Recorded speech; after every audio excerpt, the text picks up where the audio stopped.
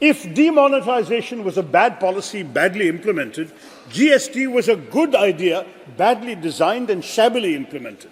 The goods and services tax has been used to trample over the financial autonomy of our states, and when coupled with demonetization, it resulted in finishing off India's job-generating small, micro and medium businesses. It caused a 45-year unemployment high and ended the economic recovery that had begun in 2013, all while failing to achieve any of its stated objectives.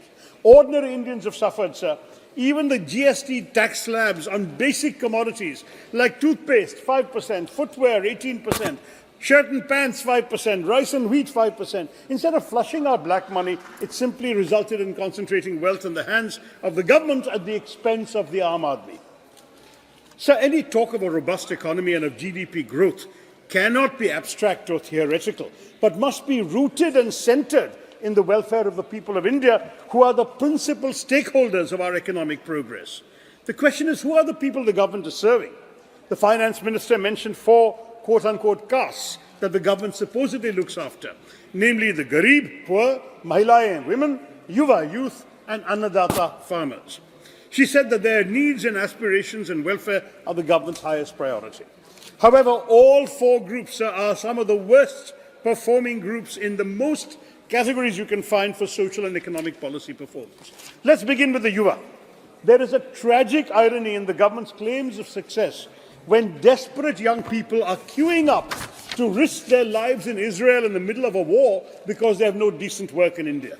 The unprecedented levels of unemployment have left countless citizens, especially our young workforce, with few prospects for a brighter tomorrow. Overall, an unemployment rate of 8 to 9% has become the new normal in our country.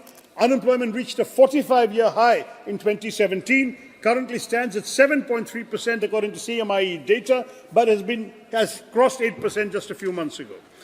Worse, the unemployment rate amongst youth aged 20 to 24 stood at 45.4%, sir, in 22-23. The Indian economy actually employs fewer people today than it employed in 2012.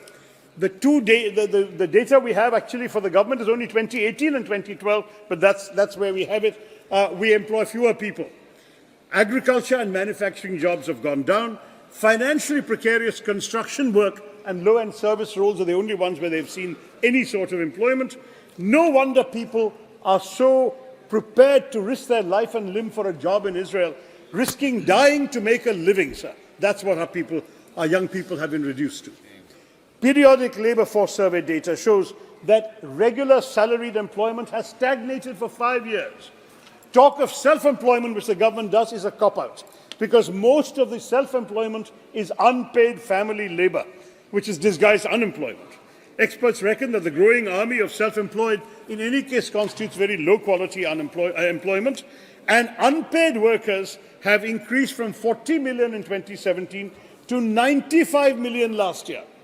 You can call them self-employed, but unpaid workers are not counted as employed by the ILO, the International Labour Organization. Now, the share of agriculture in total employment has gone up, which is an indication that there are not enough jobs available outside of agriculture. To this, the government offers schemes like Skill India as a palliative. Skill India has set out a goal of skilling 40 crore workers by 2022, but if you look at the grand total trained under the Pradhan Mantri Kaushal Vikas Yojana, it is 1.3 crore, not 40 crore. And of that 1.3, only 24 lakh people have been placed in jobs. Skill India has been a failure, sir. The workforce share that was formerly vocationally educated trained in 2012 was 2.3%. In 2023, after 10 years of this government, the share has gone from 2.3 to 2.4%. What should we say? Congratulations. All this crying about Yuva Shakti. The truth is that their future looks bleak, sir. The Affairs Minister is disrupting the Finance Minister.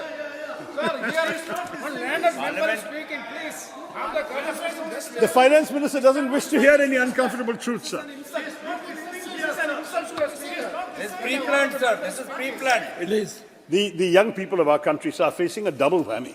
Falling labour participation rates and shockingly high unemployment, as I've just described, while the minister was otherwise occupied. Government praises the startup culture as an alternative, but fund-starved startups fired nearly 18,000 people in 2022. Startup fundraising activity is so subdued, sir, that in all Indian startups put together raised just $1.1 billion in January, down 75% compared to January of the previous year. Let's turn to MSMEs. They've been the main employment generators in this country, but they also find themselves shrinking in today's economy. Many were permanently closed after the disastrous demonetization. In 2016, we had 6.25 crore MSMEs. The number has dwindled to now 3.25 crore, as per the government's own Udayam portal, the MSME registration portal. More than 60% of the conventional micro-enterprises in our country, which were engaged in business activities for more than 10 years, have perished. They've been closed, sir. So that's the picture we are seeing. What is the state of employment generation? We have to ask the government, kiska saath or kiska vikas? The question again brings me to yet another aspect of the government's underperformance, woefully ignored in the Honourable Finance Minister's speech. She said people are living better and earning better. Average real income, she said, has increased by 50%. But first, there's no data available on individual household income. So how does the government say it's increased by 50%? If she's merely talking per capita GDP, sir, that is not a valid comparison, as per capita GDP will go up on the basis of people who are rich at the top of the pyramid without actually affecting the incomes of those at the bottom. If Mr. Adani and Mr. Ambani walked into this chamber right now, every MP would discover that our per capita income has gone up. Right? But the moment they leave this room, we would all revert to reality. That's the problem with using per capita as her guide. A critical appraisal reveals that technically some incomes have gone up on per capita basis, but if you're middle class, lower middle class or poor, your incomes have shrunk. That's the inequality in our country today. There's a Reuters survey this month, sir, stating that over 85% of the interviewed families reported stagnant or lower incomes compared to the years before the pandemic. Post-pandemic, the poorest 20% households in India saw income levels shrink 52% from their 2015 levels. And this is as per the latest India's Consumer Economic Survey. Compare this with the pre-2014 period that the Finance Minister put so much effort to discredit. During UPA 2, 2009 to 14, real agriculture rural wages grew at 8.6%. In contrast, during NDA 1, growth of real farm wages decelerated to 3.3%, and under NDA 2, the annual growth rate of real rural wages has become negative, sir. Can you give the exact thing? Agriculture wages minus 0.6%, non-agricultural minus 1.4%. So rural India is suffering reduced income, sir. Overall, when you compare income growth by income group from 2016 to 2022 in India, the top 20% of the rich have seen almost a 40% rise in their income growth, while the bottom 60% of our population have all seen negative income growth. There's also been a sharp fall in household savings because real incomes have declined. So let's look at the Garib. I'm looking at each of these castes, quote-unquote, that she mentioned. The government claims it made 25 crore people free from multidimensional poverty in the last 10 years. Now, that claim has to be interrogated. First, if 25 crore have indeed been freed from poverty, why are 81 crore still receiving free food grains? Second, how is the government expecting us to trust their number when consumption expenditure surveys were not done from 2014 onwards to 2022, and the National Multidimensional Poverty Index has been attacked by experts here and abroad who question both the manner and methodology with which it is calculated? The truth is the government's record is disillusioning. The UPA era created the fastest ever decline of poverty levels in India's history between 2005 and 15, whereby 271 million or 27.1 crore Indians were lifted out of poverty, providing what UNDP called the greatest relative development for the poorest 40% during this period. Under the BJP, I'm still quoting international sources, 230 million Indians or 23 crore slipped into poverty during the pandemic, and according to the World Bank, an astounding 80% of the world's people who slipped into poverty in 2020 during the pandemic were from India. 80%, going below the poverty line, were from India. But there's worse. the National Survey Organization has not conducted its quinquennial national consumption expenditure surveys to identify the proportion of people below the poverty line. The global poverty line at one point was $1 a day, now it's $2, according to World Bank and UN figures. But in India, despite all the government's tall claims of growth, the official national poverty line is very low, at rupees 1,286 per month per person in urban areas and 1,059 per month per person in rural areas. Has the government raised 25 crore people above these levels? There's no indication. The Indian government has conducted no survey, neither a national consumption expenditure survey and, of course, no national census either. We are in a statistical void, and what we only have is this multidimensional poverty index of the Niti Aayog, which is a new index they have created, which cannot be compared with any past poverty numbers. We have absolutely no basis for judging whether poverty has actually gone down, as the finance minister claims. As we all know, on issue after issue, NDA apparently stands for no data available. Now, one of the greatest disservices that this government has done to India is that a country which enjoyed a global reputation for reliable statistics is no longer trusted on its numbers, from COVID death claims to real-life economic indicators. These are really horribly disenchanting figures that seek to mask but in fact reveal the government's mismanagement of our economy.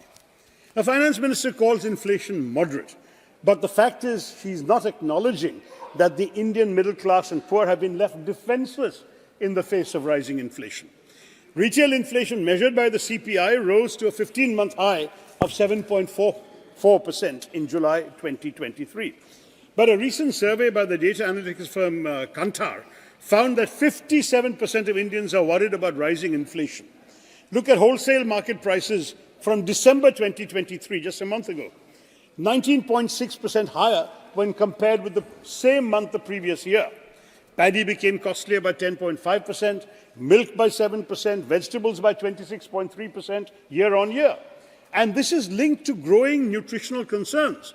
The State of Food Security and Nutrition in the World report, another unimpeachable international document, says that a significant 74.1% of India's population cannot afford healthy food.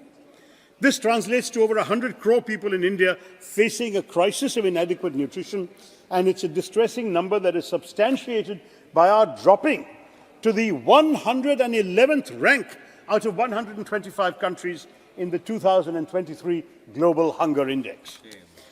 Even in the latest interim budget speech, the finance minister spent a lot of time celebrating the success of GST amassing a lot of revenues. But her speech was not punctuated this year with any verses or shairis, not even from Thiruvalluvar.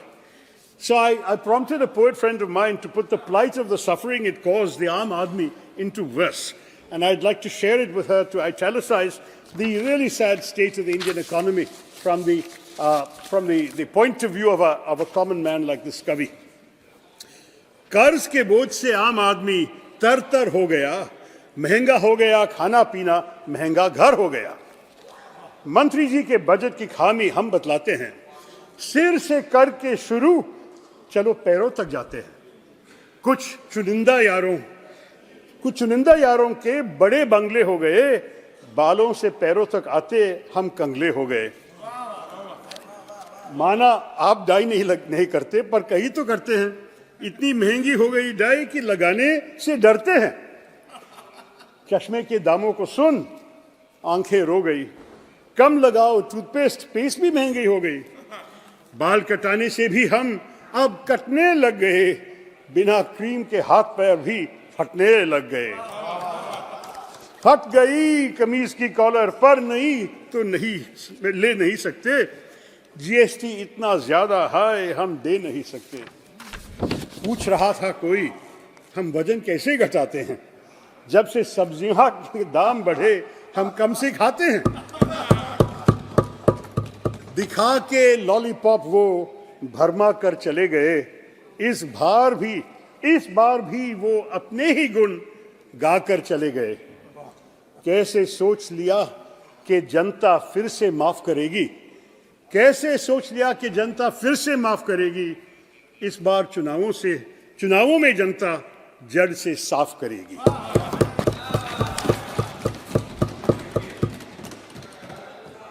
That, sir, is the plight of the Aam Aadmi. Others who can are voting with their feet. The External Affairs Minister told Parliament that over 16 lakh Indians gave up their citizenship, including 2,25,000 in 2022 alone. High net worth Indians are leaving the country because of this government's tax terrorism. 7,500 millionaires left India in 2022, 6,500 last year. They have taken their resources to invest them abroad and not in our country, where private investment is seriously down under the NDA government. The FM's claims of human development don't stand the test of objective scrutiny either. She claimed that a large number of new institutions of higher learning, especially AIIMS, IITs, IIMs, are being set up. As I've said in the House innumerable times, the problem with this government is not ideation. It's the delivery of public services and the implementation of grand policy announcements. In this case, too, the government has failed to ensure proper execution. Look at the AIIMS, for example. In some cases, only land is allotted. Nothing is done beyond that. Sometimes even that clearance takes years. In Madurai, the approval to construct an AIIMS came 5 years after the PM laid the foundation stone in 2019. In my own state of Kerala, we are still waiting for the establishment of an AIIMS to boost the quality of medical services for our residents. In other cases like AIIMS Bhubaneswar, posts are lying vacant and nothing has been operationalized. Now, another major axis of the government's self-congratulation was the efficacy of its various schemes for the poor. They're very nicely named and so on. But that too is a delusion that requires a sobering reality check. In the last fiscal year, for which we have numbers, 90 lakh beneficiaries of the government's flagship Pradhan Mantri Ujjwala Yojana did not refill their cylinders. Data revealed through an RTI showed that of the 9.58 crore PM Ujjwala Yojana households, 1.8 crore brought no refills, while another 1.51 crore bought just one refill. But the government does nothing to make the cylinders more affordable to ordinary people. It's all headline management, bottom line mismanagement. In fact, most of the government's successes actually letdowns. Jan Dhan, 51 crore Jan Dhan accounts were created, but over 20% of them are inoperative as of December 23, last month, just a month ago. Nearly half the inoperative accounts belong to women. So much for Nari Shakti. Ayushman Bharat, in August 2023, the CAG found that 43,000 crore had been misappropriated in the Ayushman Bharat scheme. Manrega, which the Prime Minister had disparaged in his first Lok Sabha speech of 2014. Demand for Manrega continues to be higher even than pre-COVID levels, despite the low wages being given and the various bottlenecks in accessing the scheme. Between April and December 2023, just the last 6-month phase, a record 231.34 crore person days were generated across all states, at a time when the government had drastically reduced the budget for the scheme by 33% in the last budget. They then had to seek supplementary funds of 16,000 crore in December. If the economy is so good, if jobs are so plentiful, why did the revised estimate for Manrega 2023-24 increase by 43% compared to the budget estimate? Let's turn to the Annadata. Close to 689 lakh farmers enrolled under the Fasal Bima Yojana during the 2023 season. Claims were only paid to 7.8 lakh farmers. Shame. Are you supporting your applicants or not? The number of beneficiaries enrolled under the PM Kisan Samman Nidhi Yojana decreased from 11.84 crores in 2019 to 3.78 crores in 22, marking a 67% decline, sir. And CAG tells us over 3,000 crores were reportedly siphoned away from the PM Kisan scheme through the creation of fake beneficiaries using publicly available Aadhaar details. In fact, the total expenditure to the Ministry of Agriculture and schemes related to farmers' welfare has been declining as a percentage of the total budget outlay since 2019. And during this government's period from 2014 to 2022, at least 1 lakh farmers have committed suicide, as per recently released National Crime Records Bureau report. This amounts to a scary 30 suicides per day, every day that BJP has been in power, sir, in the last 9 years. The Prime Minister's promise to double the income of farmers between 2015 and 2022 lies in shambles. They've stopped repeating it. The headlines were made at one time, now they've not been repeating it or fulfilling it, sir. the issue has disappeared completely from policy making, while the real incomes of agricultural households from cultivation has fallen, as I said, by 1.4%. Now, the finance minister also made a big deal about the blue revolution in the fishery sector, a sector where the government actually doesn't have much to boast about. I can tell you because most of the fishermen in my constituency are living below the poverty line, and the budget allocation for the sector has been raised for the entire country by a meagre 134 crore.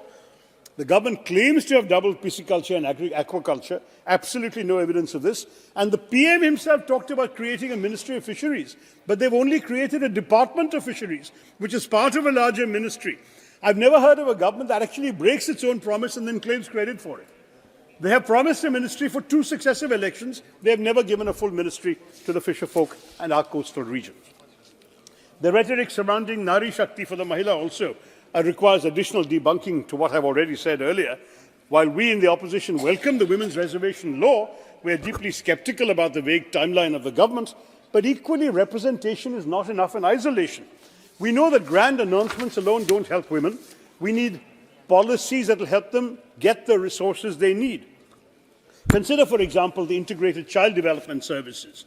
You've rebranded it, of course, your phraseology is always great, Saksham Anganwadi and Poshan 2.0. But your budget for integrated child development has actually declined, even while new labels are coming. We have gone, in the course of the Modi government's existence, to reduce money available for child development. Similarly, while the government's claims of an increase in the number of women participating in the labour force tries to paint a positive picture, the truth is that the rise has only been post-pandemic because women had dropped out of the force during the pandemic in very large numbers, and women are doing tedious, low-paid or unemployed work. I beg your pardon, unpaid work, which is technically unemployment in this country. India ranks 127 out of 146 countries in the Global Gender Gap Index 2023, a searing indictment of our inability to provide the space that our women need to survive and thrive in the labour force. So much then for all the claims of empowering the Garib, the Mahilayen, the Yuva, the Annadata. Contextualizing the FM's budget speech in the highly competitive global environment yields even more evidence of policy failure. Dr. The finance minister argued that India's economic development has been good, even... I'm sorry? You have already completed 25 minutes. 5 minutes more, sir. I'll quickly wrap up. The finance minister has argued that India's economic development has been good, even as GDP growth averages a modest rate post-COVID. Our post-COVID growth has actually been lower even than Bangladesh, Vietnam, and even until very recently China. So what worries me more is the sharp uptick in the gross debt to GDP ratio, which has invited concerns from the IMF that I hope the minister will address. The government has also missed its disinvestment target for the 5th year in a row. I'm just summarizing my last few points for you, sir. The trend of rising governmental debt in the last 10-year period has been very worrying because high debt, accompanied by low employment and high food inflation, is the worst possible scenario for our country, for the ordinary people of our country, and for any emerging market to attract investments. Fiscal deficit averaged 4.63% under our UPA government. It's averaging 5.13% under the NDA. I'm not going to go into details about that because fiscal deficit is not at the moment our biggest concern. But since the finance minister talked about it and FDI inflows doubling and so on by comparison with UPA, I just want to say it's a blatantly misleading assertion because FDI inflow as a ratio of GDP peaked in 2007-8 at around 3.6% and has never regained that level. Net FDI to GDP ratio today is only 1%. And the fact is that hardly any greenfield investment money has come in. RBI estimates that foreign investment today stands at $42 billion in 22-23, which is about the same as in 2008, 2009, 15 years ago under UPA. Over those 15 years, foreign investment has come down in terms of a percentage of GDP, whereas Vietnam, for example, has close to 4.5% of GDP in their example. And gross FDI into India in the first half of the current financial year, April to September, was just $10 billion. The last time it was lower than this was in the first half of 2007-2008, sir. And the finance minister hasn't given us any cost-benefit analysis of the production-linked incentive scheme for which so much money has been spent. Where is the employment generation happening, Madam Minister? There is an absolute need for mid-course corrections, and she will have to answer this question. Internally, meanwhile, sir, our states are in turmoil because transfers to states have been reduced substantially. We know right now in Jantar Mantar there's a protest going on with many states protesting the way in which amounts have not been transferred. The current allocation of 3,67,000 crores in budget 22-23 already sees a gap of almost 6,000 crores in the revised estimates, and there's been a further decrease in the coming budget to 3,59,000 crores. Devolution of tax revenues is a problem because the states have only been getting 30 to 33% in the last 5 years, a far cry from the 15th Finance Commission's recommendation of 41% and a reduction from the 42% given by the 14th Finance Commission. And the fact is the share of cesses and surcharges, which the government doesn't need to share with the states, keeps going up. It's now, it was 8.16% of gross tax revenue under our peak, but under this government, the number has tripled to 28.08% of gross tax revenue in the last fiscal year. So I just want to say there's a rising trend in capex, and we all have applauded that in the past, but the fact is the government seems to believe in trickle-down economics. Spend money at the top, somebody will benefit down below. We believe in trickle-up, sir. That is, if our economy produces the things that people wish to consume at affordable prices, the Aam Aadmi will not only live better, but will become a full participant in the economy. Our objective should be to make ordinary people into consumers and stakeholders in India's economic prosperity, but our government does not see them at all in just focusing on capex. Finally, sir, the finance minister reserving an amount of 11,111,111 crores for capital expenditure shows there's nothing particularly scientific about the calculations in her budget. A minister who chooses a lucky number is heading an economy that needs all the luck it can get, sir. There is no question that when she says that GDP stands for governance, development and performance, GDP, as I've pointed out through my speech, the fact is it's not equitably enhancing the capabilities of the ordinary people of this country. Instead, G stands for government intrusion and tax terrorism, D stands for demographic betrayal, and P stands for poverty continuing. This actual GDP also jettisons the trinity of demography, democracy, and diversity the government claims to be serving. The demographic dividend is on the cusp of becoming a demographic disaster with the unemployment crisis, the K-shaped growth, and the ever-widening schism between the rich and the poor.